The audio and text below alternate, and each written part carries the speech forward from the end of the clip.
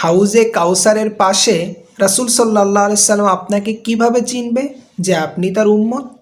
এই প্রশ্নটা রাসূলুল্লাহ সাল্লাল্লাহু আলাইহি সাল্লামকে সাহাবায়ে কেরাম করেছিলেন। তারা বলল, ইয়া রাসূলাল্লাহ আতারিফুনা ইয়াউমাইজিন, হে আল্লাহর রাসূল, সেই হাউজে কাউসারের পাশে আপনি কি আমাদেরকে চিনতে পারবেন? রাসূল করিম সাল্লাল্লাহু আলাইহি সাল্লাম বললেন, নাম, হ্যাঁ অবশ্যই আমি তোমাদের চিনতে পারবো।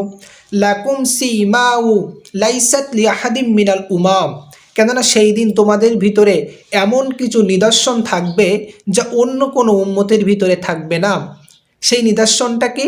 রাসূল করিম সাল্লাল্লাহু আলাইহি সাল্লাম বললেন, তারিদুনা আলাইয়া গুররাম মুহাজ্জালাইন মিন আসারিল ওযু, তোমরা যে ওযু করেছ আর ওযুর পানি যে অঙ্গগুলোতে লেগেছে সেই অঙ্গগুলো সেই দিন জলজল করতে থাকবে। ওইটা দেখেই আমি বুঝতে পারবো এটা আমার উম্মত। সেই দিন এইভাবে রাসূল সাল্লাল্লাহু আলাইহি সাল্লাম তার উম্মতকে হাউজে কাউসারের পানি পান করাবেন। সুবহানাল্লাহ।